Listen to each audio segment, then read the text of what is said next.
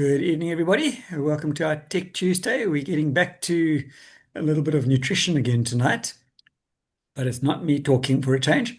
So we have a special guest who is doing the presentation for us, and that is Connie, who is our company product specialist. She is a registered qualified dietitian, so she knows exactly what she's talking about and puts it across very, very nicely. And that is a little product called vitamin D or vegan D. And it's something that we actually all need, and we probably don't get enough of, especially today when it's like minus 46 degrees over here in Natal. But let me do my sharing. She put it together a lot better than what I could ever do. So I'm going to share my screen, use all these other bits and pieces, shrink me, and make it full screen.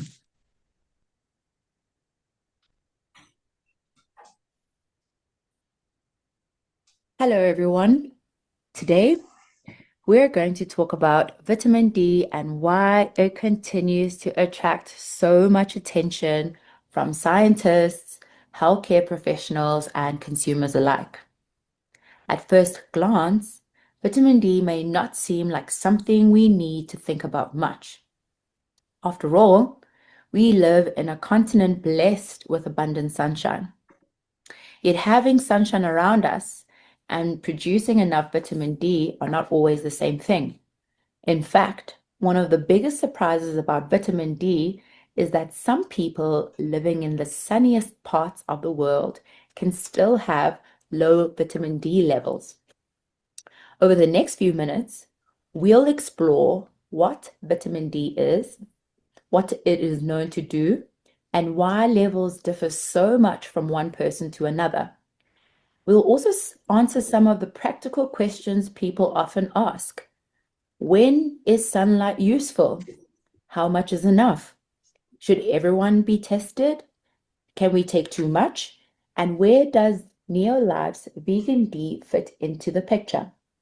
Along the way, we'll separate what science has established from what researchers are still investigating. Because vitamin D is important, but that does not make every claim about it true. Let's start with what vitamin D actually is. Most of us think of it as simply another vitamin, but vitamin D is actually quite unusual. Unlike most vitamins, our bodies can make vitamin D when our skin is exposed to UVB rays of sunlight. That makes vitamin D different from nutrients like vitamin C, which we must obtain from the food we eat every day. Vitamin D is also what we call a fat-soluble vitamin. That simply means the body can store it for later use instead of getting rid of it quickly. This can be an advantage when sunlight isn't always available, but it also means that taking very large amounts over a long period isn't necessarily better or safer. And we'll come back to that later. Making vitamin D in the skin is only the beginning of the story. The body still needs to process it first in the liver and then in the kidneys before it becomes the active form the body can use. That also means certain liver or kidney conditions can affect the way vitamin D is processed. In those situations, vitamin D supplementation may need to be guided and monitored.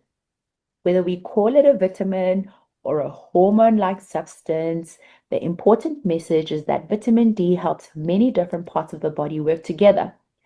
One of its most established roles is helping the body absorb and use calcium and phosphorus, minerals that are essential for building and maintaining healthy bones and teeth.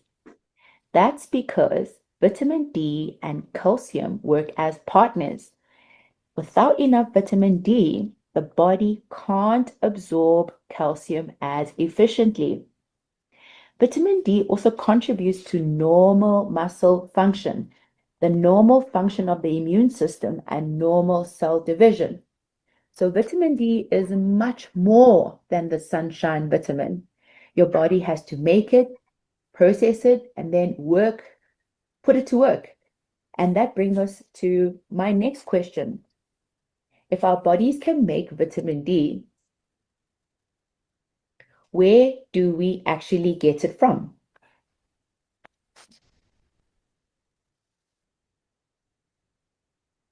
There are three main sources of vitamin D: sunlight, food, and supplements.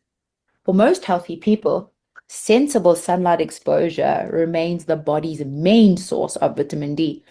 Food and supplements become particularly important when sunlight alone isn't enough. Let's look at each one. The first, and probably the most people think of, is sunlight. When our skin is exposed to those UVB rays from the sun, it begins producing vitamin D. Now, here's something many people don't realize.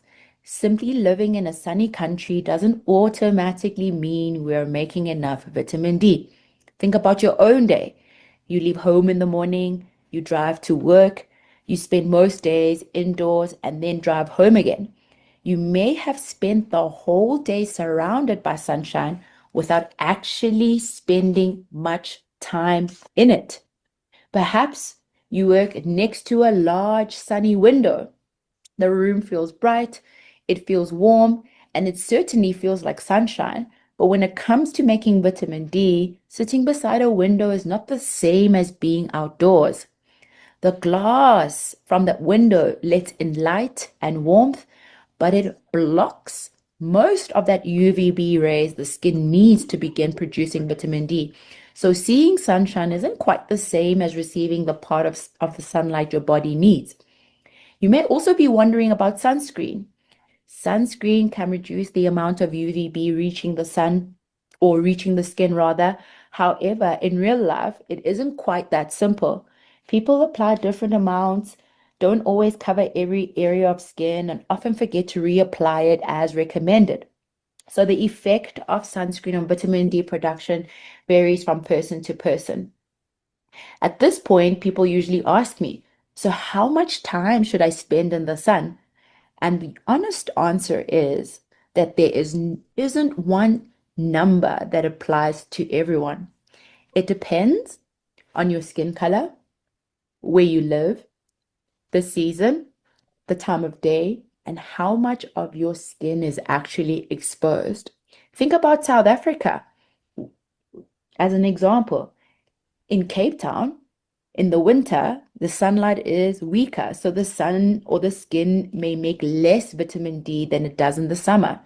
And let's take another area in South Africa, like in Durban and other warmer northern areas, like East Africa or West Africa. The sunlight changes less between the summer and the winter. So someone living in Cape Town may need to pay more attention to their vitamin D during the winter than someone living in Durban, for instance, even though they have a similar lifestyle. And that's why experts don't recommend one universal number of minutes for everyone. So instead, the goal is regular, sensible sun exposure while protecting your skin from burning. For many of us, that might mean spending about 10 to 30 minutes outside with some skin exposed between 10 in the morning and 3 in the afternoon. But the exact time will differ from person to person. Darker skin may need more time, while very fair skin may need less. The season, where you live, and how much skin is exposed also make a difference. So the aim is not to stay in the sun until your skin burns. It's to get this exposure while also protecting your skin. The second source of vitamin D is food, and this surprises many people. Relatively few foods naturally contain meaningful amounts of vitamin D. So we have fatty fish such as salmon, sardines, and mackerel are among the richest natural sources. Egg yolks and liver contain smaller amount.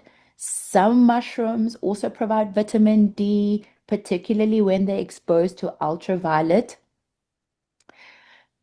In some countries, Foods such as milk, breakfast cereals, and plant-based drinks are fortified with vitamin D, although this varies from country to country. And the challenge is that many people don't eat enough vitamin D-rich foods for diet alone to meet their needs.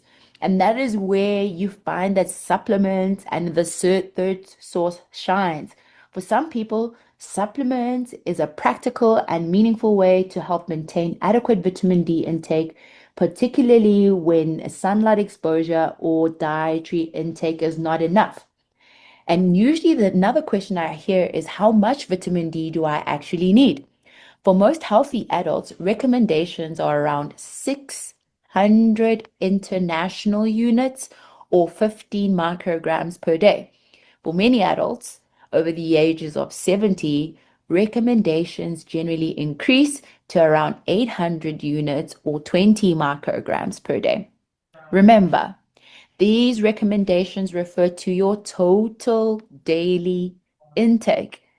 That counts your food, your sunlight where appropriate, and your supplements combined, not just what comes from your supplement. So, which is the best source? There isn't one source that is best in every situation. Sunlight allows the body to make vitamin D naturally. Food contributes, but relatively few foods contain large amounts. Supplements provide a predictable and practical amount which can be useful when we know when sunlight and food are unlikely to be enough. But before we move on, there's one more important question. Can you have too much vitamin D? The answer is actually yes. Like many nutrients, vitamin D has a healthy range. Too little isn't ideal, but neither is too much. The reassuring news is that vitamin D toxicity is rare. It doesn't happen from normal sunlight exposure because the body naturally limits how much vitamin D the skin produces. Instead, toxicity is usually associated with taking excessively high doses of vitamin D supplements over a prolonged period. So, too much vitamin D can cause calcium levels in the blood to become too high, which may lead to nausea, weakness, kidney stones, and in severe cases, kidney damage. And that's why vitamin D supplements should always be taken as directed. So, the goal isn't to take as much vitamin D as possible. The goal is to maintain adequate vitamin D levels. And that naturally leads me to my next question, which is if everyone doesn't need the same amount of vitamin D, who should be paying more closer attention to their vitamin D status? So it means that two people can eat similarly rather, live in the same country and still have very different vitamin D levels. And that's because vitamin D isn't determined by just one thing. Let's look at a few examples. Think about an older parent or grandparent.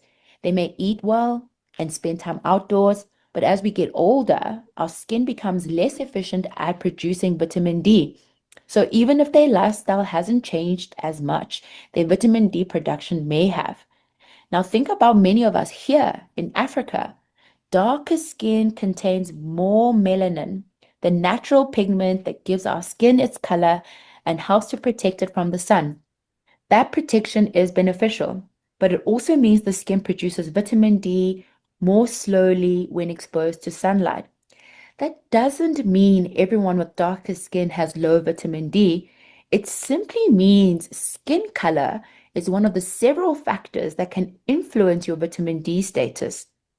Or perhaps you spend most of your days indoors. You work in an office, you teach in a classroom, you drive for a living, you work night shifts, or you spend most of your time caring for your family at home indoors. Even in a sunny country, your opportunities for regular sunlight may be limited.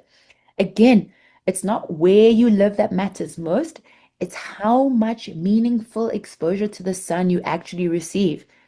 Researchers also pay close attention to people living with obesity. Earlier, we mentioned vitamin D is stored in body fat. That means more vitamin D may remain stored leaving less circulating in the bloodstream where it can be used. At this point, you might be wondering, if someone loses weight, can their vitamin D levels improve? And it may, and yes, research has found that people who lose weight often experience an increase in their circulating vitamin D levels, and that may partly reflect vitamin D being released from the body stores, as well as their changes in their diet and lifestyle. The same applies to people living with certain digestive conditions, such as celiac disease or Crohn's disease. Even if they're eating foods containing vitamin D, their bodies may not absorb it as effectively. And the question that often follows is, should everyone have their vitamin D levels tested? The answer is not necessarily. Healthcare professionals use a blood test to assess vitamin D status, and testing is usually most helpful when someone has symptoms or risk factors or any medical reason to investigate their vitamin D levels. For more healthy people, routine testing is generally not recommended. But for those who do go test, what does the blood test actually tell us? Very low vitamin D levels should be corrected, of course, because they can affect your health, particularly your bones. And if your resolve falls within the healthy range, that's reassuring. But the result is only one piece of the puzzle. Your doctor will also consider your age, your health, your lifestyle, and why the test was done in the first place. And that's because there isn't one perfect vitamin D level that applies to everyone. And then scientists also agree that very low levels should be treated, but they're also still learning what the ideal level is for different people and different health conditions. It's also worth remembering that low vitamin D doesn't always cause obvious symptoms. Many people feel completely well and only discover they have low vitamin D when it's identified during a medical assessment. On the other hand, symptoms such as tiredness or muscle aches can have many different causes, so they shouldn't automatically be blamed on vitamin D. So, who should pay a little closer attention to their vitamin D status? Those people include older adults, people with darker skin who spend limited time in the sun, people who spend most of their time indoors, people living with obesity, people with digestive conditions such as celiac and Crohn's disease, people with certain medical conditions or taking medications that affect vitamin D as advised by, say, their healthcare professional. Being in one of these groups doesn't automatically mean you have a low vitamin D. It simply means it's worth paying a little closer attention to your vitamin D status. So it brings me to my next question. So, should everyone take a vitamin D supplement? And the answer is not necessarily really, because many people can maintain an adequate vitamin D through, let's say, sensible light exposure, diet, and healthy lifestyle. But we know for a fact that people do struggle to do all those three things, which brings me to the next part of if supplementation definitely has a role, because we know people are lacking in those basic things that they need to be doing. What should we be looking for in a quality supplement? And if someone does decide to take a vitamin D supplement that is appropriate for them, why should they be choosing our Neolife Vegan D? And the first thing you'll probably notice is the name, Neolife Vegan D. Now, does that mean it's only for vegans? Not at all. The word vegan doesn't tell us who should take the product, it tells us where the vitamin D comes from. Most D3 supplements are made from lanolin, a natural substance obtained from sheep's wool. Neolife's Vegan D takes on a very different approach. It provides vitamin D3 from lichen together with D2 from mushrooms and fermented yeast. That means that the vitamin D comes entirely from non-animal sources, making it suitable for vegetarians, for vegans, for anyone who prefers to avoid animal-derived ingredients. And you may have noticed that Neolife Vegan D contains both D2 and D3. Why both? And the simple answer is that both forms contribute to your vitamin D intake, and Neolife combines these plant-derived sources in a special proprietary blend while using D3 from lichen as a primary source. And research shows that vitamin D3 is generally more effective at raising and maintaining vitamin D levels, while the additional D2 allows Neolife to provide an entirely plant-based formulation. The second thing to consider is dose. Each tablet of vegan D provides 400 international units, or 10 micrograms rather, of vitamin D. Now, you may be now wondering, if the recommended intake for adults is around 600 units, why does one tablet only provide 400? That's because the recommendation refers to your total intake, not necessarily the amount that comes from one tablet. So, vitamin D may also be coming from sunlight, from food, from fortified foods, and other products in your nutritional program. Think about it. Some of the products that you love here in the Neolife family already have vitamin D um, within their formulation. So, it considers those kind of overlaps. Now, vegan D therefore plays a sensible role by providing a daily contribution rather than assuming one tablet is your only source. Another thing I'd like about this product is its simplicity. It's just like one tablet a day. And that may not sound exciting, but when it comes to nutrition, simple routines are often the ones we stick to. And consistency is usually far more important than perfection. Finally, Neolife Vegan D reflects a philosophy we always talk about here at Neolife, and it's not necessarily about mega doses. It's not about quick fixes. It's not about replacing healthy habits. It's about providing a convenient, plant-based source of vitamin D that fits into a balanced nutritional program. Because supplements are exactly what the name suggests. They supplement. They help fill nutritional gaps when appropriate, but they don't replace sensible sun exposure, a balanced diet, or even a healthy lifestyle. So for people looking for a convenient, plant-based source of vitamin D that fits into their balanced nutritional program, Neolife's Vegan D is one option designed with those principles in mind. And that brings me to my next question. What difference could taking vegan D actually make in everyday life? The honest answer is you probably won't wake up tomorrow feeling dramatically different. And that's important to understand. Vegan D isn't a quick fix. It's one of those nutrients that work quietly in the background supporting your health every day. For many people, the goal isn't to notice an immediate change.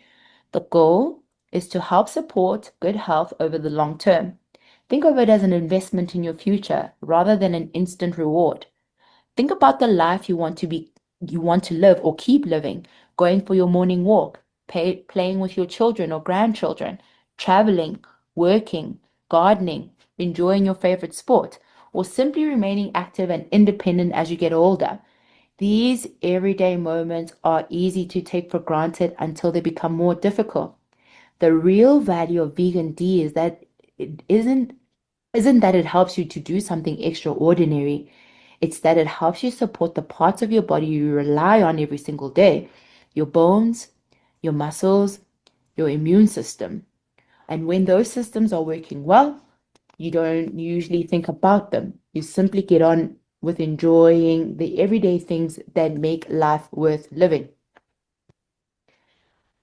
One of the reasons I like this way of thinking is that it shifts our focus of, instead of asking, will I feel different tomorrow? We begin asking, what am I doing today to support my health 5, 10, or 20 years from now? That's a much more realistic expectation of good nutrition. And Neolife Vegan D is designed to make that easy. One tablet, once a day, simple enough to become part of your daily routine. And remember, Neolife isn't there to replace your healthy eating habits. It's designed to complement them. And perhaps the biggest message I'd like you to remember is that good health is really built on one dramatic decision. And for those who choose Neolife Vegan D, this is one of those small, practical choices. So if you decide to take this particular product, and if this is the right choice for you, there are a few practical tips I would like to share with you so you can get the most of it. I personally take this product. I love this product. And the first tip is take it consistently. Neolife Vegan D is designed to be taken once a day. The time of day isn't nearly as important as taking it consistently. Choose a meal that naturally fits with your daily routine. Many people find it easiest to take with breakfast or another regular meal. And the best routine is actually the one that you can stick to. The second tip is take it with food because vitamin D is a fat-soluble vitamin. It's absorbed more effectively when taken with a meal that contains little fat. That doesn't have to do with that doesn't have to be any special kind of meal. Foods like yogurt, eggs, avocado, nuts, seeds, or a meal prepared with a little healthy oil are all suitable examples. The third tip, and there's one that many people overlook, is that know what you're already taking. Before adding another vitamin D supplement, take a moment to look at your current nutritional program. Several New Life products already contain vitamin D, including Pro Vitality, Colmag, vitamin A and D, and that means you're already getting some vitamin D as part of your daily program. And then understanding your total intake helps you make a more informed decision. And that brings me to another important point. Good nutrition overall is really about one nutrient working on its own. Think back on what we discussed earlier. We know vitamin D helps your body absorb calcium. We know vitamin K also has a space within the role of vitamin D.